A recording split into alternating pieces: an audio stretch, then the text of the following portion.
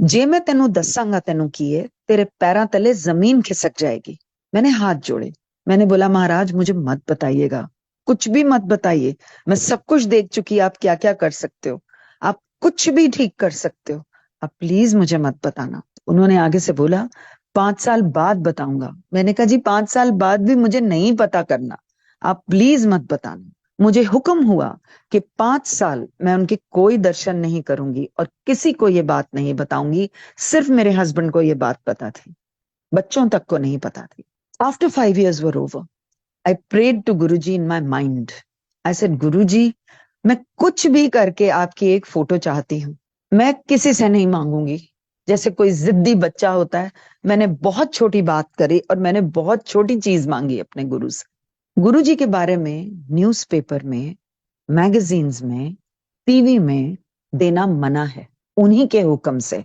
उस जमाने में एक ही मैगजीन मेरे हस्बैंड लेते थे, उसी मैगजीन में छप के उनकी एक फोटो आई। वो फोटो निकाल के मैंने पन्ना बेडसाइड ड्रॉर में रखा। एक दिन जब मैं काम से वापस आई, मेरा सांस उखड़ गया। जब सांस उखड़ा, मेरे मदर इन लॉ पूरे हो चुके थे। मैंने सिर्फ अपने हस्बैंड को और मदर को बड़ी मुश्किल से डायल करके सिर्फ इतना बोला, कांट ब्रीथ। बेटा ऑक्सीजन सिलेंडर लेने के लिए भागा, बाद में पता चला बेटी नेबर के भागी।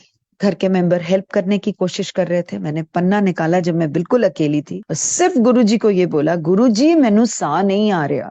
अजीब सी एक सेंसेशन मेरी गर्दन के पीछे हुई और मुझे सांस आया और ऐसा लगा जैसे लंग्स खुले। जब मैं अस्पताल में एक ऑक्सीजन मास्क के साथ लेटी हुई थी, मैंने नर्स को इशारे से पूछा कि मैं कहाँ हूं। उन्होंने बोला आईसीसीयू। मन में एक ख्याल आया, जब मेरा अंत आया, ना मेरा घर वाला काम आया, ना मेरे माँ प्यो, ना मेरे बच्चे, ना कोई और, सिर्फ मेरा गुरु काम आया। बहुत साल पहले मुझे गुरुजी ने बताया था कि जब अंत आता है, घर का कोई भी मेंबर चाह के भी काम नहीं आएगा, सिर्फ गुरु आएगा और गुरु गति देता है। दूसरी बात उन्होंने ये बोली थी, अगर दूर बैठा कोई मेरे पास नहीं आ सकता, तो मेरी फोटो से भी अगर वो बात कर ले तो मैं सुनता हूँ।